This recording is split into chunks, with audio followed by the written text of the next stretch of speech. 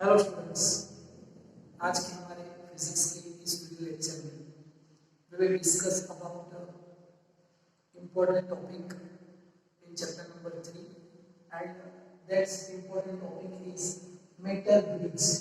Important topic is meter bridge. What is meter bridge? उसका work क्या है? What to work?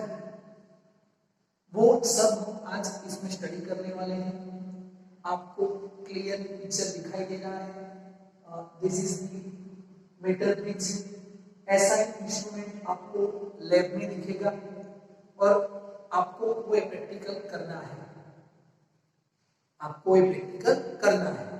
तो आपको मीटर ब्रिज को देखना है, उसको टच करना है, उसके साथ एक्सपेरिमेंट करना है। तो उसके लिए आपको मीटर ब्रिज का थ्योरी नॉलेज क्लियर होना चाहिए, कंप्लीट होना चाहिए। Now we will discuss today's theory knowledge about metre bridge. Okay, metre bridge को हम क्यों यूज करते हैं? हम क्यों किसी डिवाइस को यूज करते हैं? जैसे मोबाइल इज अ डिवाइस, हम इसको क्यों यूज करते हैं? बिकॉज उसमें बहुत सारे फीचर्स हैं। हम किसी के साथ कम्युनिकेट कर सकते हैं, हम उसमें कुछ इंस्टॉल कर सकते हैं। मीन्स हमको जो उसमें जितने फीचर्स है उसको अलग अलग तरीके से यूज कर सकते हैं। किसी को इमेज सेंड करना है तो कर सकते हैं। ओके, तो हम कोई भी डिवाइस कब यूज करेंगे? जब उसका कुछ यूज होगा, मतलब उसके बारे में हम कुछ जानते होंगे। तो देखिए मीटर ब्रिज का यूज क्या है, तो यहाँ पे देखिए इसका वर्क क्या है, इसका हम उसको यूज क्यों करेंगे। तो मीटर ब्रिज को देखिए, इसका एम जो है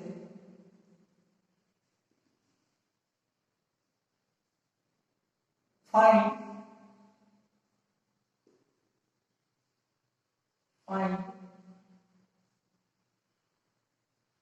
unknown resistance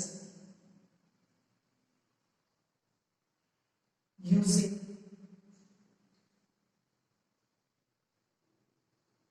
meter bridge।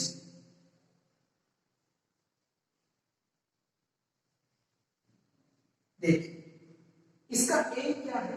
Find unknown resistance by using metre bridge. अब देखिए आपको क्वेश्चन होगा कि सर हमने व्हिटस्टोन ब्रिज को यूज करके भी अननोन रेजिस्टेंस निकाला था, तो मीटर ब्रिज को क्यों यूज करें? क्योंकि मीटर ब्रिज हमारे लैब में होता है, इसीलिए हम मीटर ब्रिज को यूज करते हैं, व्हिटस्टोन ब्रिज को यूज नहीं करते।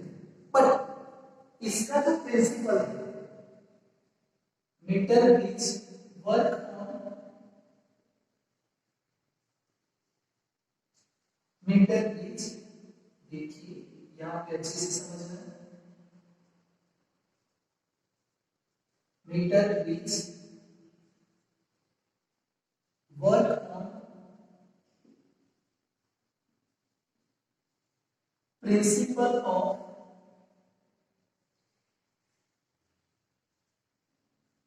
व्हिटस्टोन ब्रिज।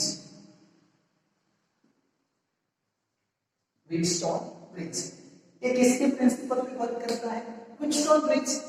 एंड व्हिटस्टोन ब्रिज का प्रिंसिपल क्या था? R1 upon R2 is equal to R3 upon R4। यहाँ पे देखिए इसका प्रिंसिपल क्या था, तो ये देखिए यहां से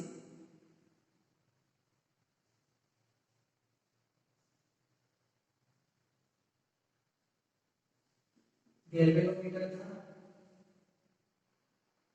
R1 R2 R3 R4, यहाँ पे हमने कुछ सप्लाई किया था। ओके, तो इसका प्रिंसिपल क्या था? R1 upon R2 is equal to R3 upon R4। It's a Wheatstone bridge and this is the principle of Wheatstone bridge।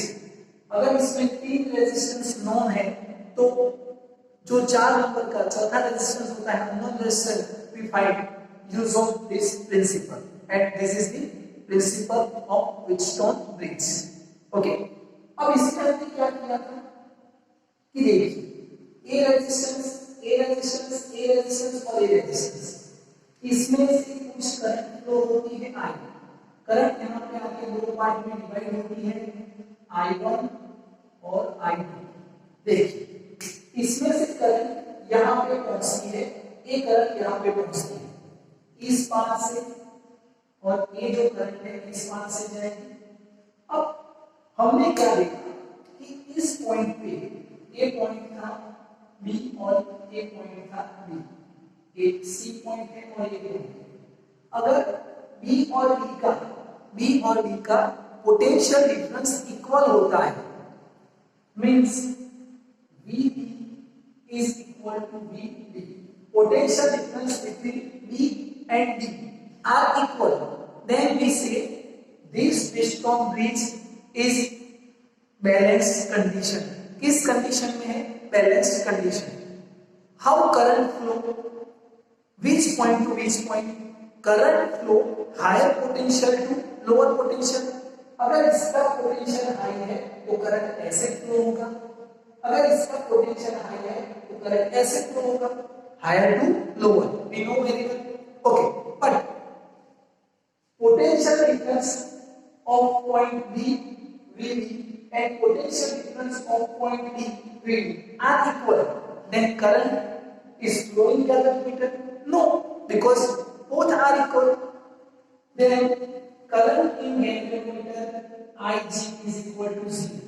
When current in galvanometer is 0, then this condition is known as balanced condition. Balanced condition. Then in balanced condition we solve this loop and this loop for using Kirchhoff's second law, or derive this equation, and this is the principle of Wheatstone bridge. But when current is 0 in galvanometer, then this principle won't work.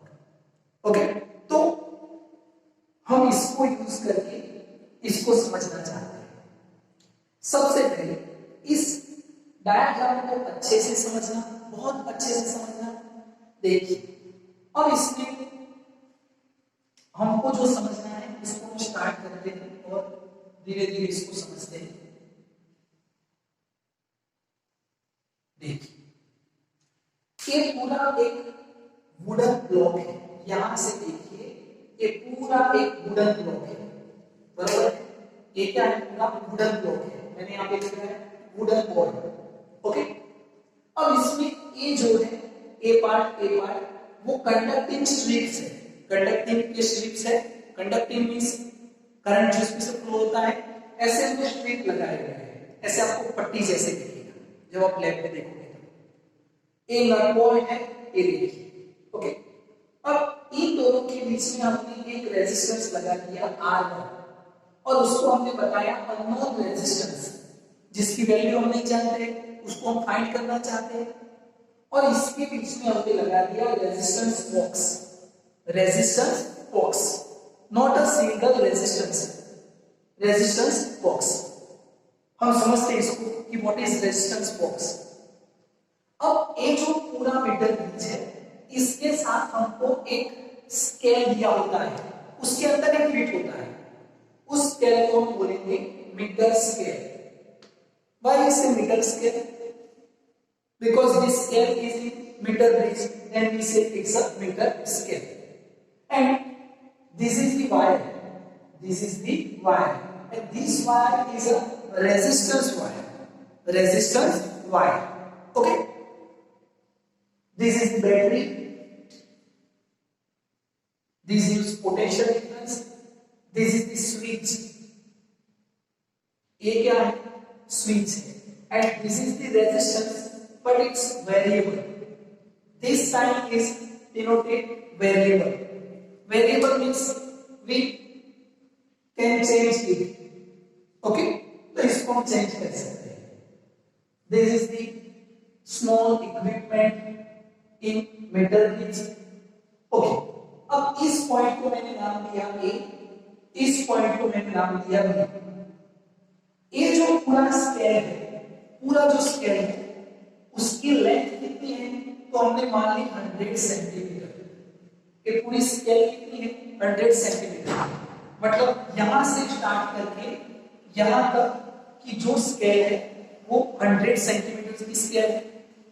Okay, अब इसमें देखिए यहां पे ये हमने पूरा scale लिया हुआ है 100 सेंटीमीटर। अब इसमें देखिए ये वर्क कैसे करता है, उसका वर्क हमको कैसे करना है वो समझते हैं। हमको फाइंड क्या करना है, find unknown resistance by using metre bridge. Okay, metre bridge को यूज करके हमको अननोन रेजिस्टेंस फाइंड करना है। And metre bridge work on principle of Wheatstone bridge. And what is the work principle of Wheatstone bridge, R1 upon R2 is equal to RT upon R4। Okay, इसको समझना। हमने क्या किया, ये जो nut bolt है उसके साथ में गैल्वेनोमीटर ज्वाइन कर दिया और गैल्वेनोमीटर में से हमने एक वायर निकाला। ये वायर जो है वो जॉकी होता है, जॉकी, उसको हम बोलते हैं जॉकी की। ये क्या होता है, जॉकी, जॉकी की बोलते हैं। It's free to movable on this wire. Okay, यहां पे रख सकते हैं, यहां पे रख सकते हैं, इट इज फ्री। अब हमने क्या किया, ये जो रेजिस्टेंस बॉक्स है पहले हम उसको समझते हैं। ओके, 1 मिनट, इसको समझने से देखिए स्टूडेंट, ये जो है वो रेजिस्टेंस बॉक्स है, इसको हम क्या बोलते हैं, रेजिस्टेंस बॉक्स। दिखाई दे रहा है आपको, ये पूरा वुडन है, यहाँ पे एक टर्मिनल है, यहाँ पे एक टर्मिनल है, यहाँ से एक वायर, यहाँ से एक वायर निकालते हैं, जैसे एक वायर यहाँ से, एक वायर यहाँ से निकाला हुआ है।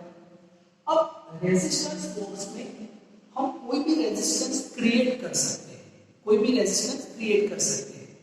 तो जैसे मैं यहाँ पे नोट करता हूं, देखिए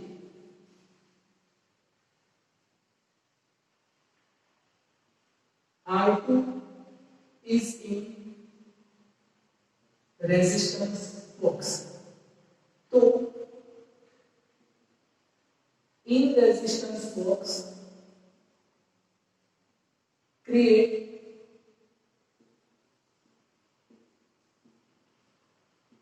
any resistance। in resistance box R2 is in resistance box, R2 किस में है, resistance box। in resistance box create any resistance, आप कोई भी रेजिस्टेंस क्रिएट कर सकते हो। कैसे, देखिएगा इसमें देखिए, आप देख सकते हो इसको अच्छे से। ये जो आपको वैल्यू दिखाई दे रही है 1 2 3, मतलब ये भी 2 है, 5 10 20 20 50, ये क्या है, रेजिस्टेंस की वैल्यू है। अगर मैंने ये निकाला, इसको देखना कैसे वर्क करता है। तो इसको मैंने निकाला तो बीच में देखिए एक गैप मिल गया, तो निकालने से अब जो करंट है वो किस में से पास होगा, रेजिस्टेंस में से। तो मैंने कितना रेजिस्टेंस क्रिएट किया, 1 ओम। अगर आप बोलोगे कि सर मुझे 15 ओम क्रिएट करना है, तो मैं क्या करूंगा, एक 10 ओम निकालूंगा, सॉरी मैंने 20 निकाला, एक 10 ओम और दूसरा 5 ओम, ये कितना क्रिएट किया, 15 ओम। ये वर्क कैसे करता है देखना, इसमें देखिए यहां पे एक वुडन ब्लॉक है ऐसे, यहां पे वुडन ब्लॉक है, इसके अंदर ये जो होता है यहां पे, इसके अंदर रेजिस्टेंस होता है, ये क्या होता है, रेजिस्टेंस होता है। ये अब मैं इसको इसे ऐसे निकालूंगा, ऐसे मैंने निकाल दिया। अगर मैं इसको यहां से निकालता हूं तो जो करंट यहां से फ्लो होती है, अगर मैंने इसको निकाल दिया तो वो करंट अब यहां से पास होगी, और ये क्या है, रेजिस्टेंस। तो current pass in resistance, pass through in resistance. और अगर मैंने इसको फीड कर दिया है, यहां पे ऐसे फीड है, तो करंट डायरेक्टली इसमें से पास होगी, फिर रेजिस्टेंस नहीं आएगा। तो रेजिस्टेंस कब मिलेगा, रेजिस्टेंस कब मिलेगा, जब इसको निकालेंगे तब। अगर इसको फीड कर देंगे तो करंट डायरेक्ट पास होगा इसमें से, समझ में आएगा। तो it is the resistance box, आप इसको यूज करेंगे जब लैब में आओगे तो इससे हम ए रेजिस्टेंस निकाल सकते हैं। ओके, अब यहां पे समझना इसको अच्छे से। R1 क्या है हमको फाइंड करना है, R2 क्या है रेजिस्टेंस बॉक्स में हम क्रिएट करेंगे। ओके, तो अब तक हम कितने रेजिस्टेंस जानते हैं, एक, R2 को जानते हैं। अब यहां से जो गैल्वेनोमीटर है इसके साथ एक जॉकी की है, जॉकी की यहाँ पे मूवेबल है। अब हम क्या करेंगे, स्विच ऑन करके इस जॉकी की को यहाँ पे मूव करते हैं, ऐसे ऐसे मूव करते हैं। मूव करते हैं तो हमने देखा कि वो कोई एक पॉइंट पे आके जीरो हो जाता है। गैल्वेनोमीटर क्या बताता है, जीरो। देखिए current in galvanometer is equal to zero. यहाँ पे देखिए जब करंट गैल्वेनोमीटर में जीरो थी तब ये दोनों बैलेंस कंडीशन में थे। तो जैसे हमने यहाँ पे इसको यहाँ पे रखा, यहाँ पे रखा, ऐसे मूव करते हैं तो कोई एक पॉइंट ऐसा मिलेगा कि जहां पे जाके इसमें करंट जीरो हो जाएगी। जिस पॉइंट पे जाके करंट जीरो होती है तो हम क्या करते हैं, उसकी लेंथ मेजर करते हैं। क्या मेजर करते हैं, लेंथ। लेंथ मेजर करने के लिए हमको दूसरी स्केल की जरूरत नहीं है क्योंकि यहाँ पे स्केल दिया हुआ है। तो मान लो कि यहाँ पे आके करंट जीरो की तो हमने इतनी लेंथ मेजर कर दी, ये हमने लेंथ मेजर की। ये लेंथ कितनी है, तो हमने देखा कि एल जितनी लेंथ जो भी होगी 50 सेंटीमीटर या 45 सेंटीमीटर जितनी भी होगी, हमने उसको कितना बता दिया, एल, और उसको हमने बोल दिया रेजिस्टेंस 3। उतनी लेंथ को हमने क्या बोल दिया, resistance 3। Then resistance 3 is depends on length, because what is resistance, R is equal to rho L upon A. resistance is directly proportional to length. तो ये जो रेजिस्टेंस है वो कौन सा है, R3। ओके, तो बाकी की लेंथ कितनी होगी, टोटल लेंथ कितनी है 100, उसमें से ये है तो बाकी की लेंथ कितनी होगी 100 माइनस L। इसको हमने बता दिया R4। तो R4 क्या होगा, R4 is equal to rho 100 minus L divide by A होगा।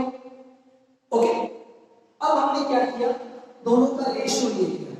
Take ratio R3 upon R4, ratio लेंगे तो रो अपॉन ए कैंसिल हो जाएगा, क्या आएगा N upon 100 minus N।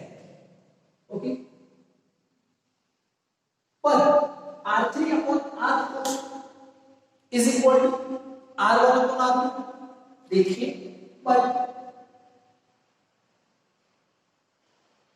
R3 upon R4 is equal to R1 upon R2 in Wheatstone bridge,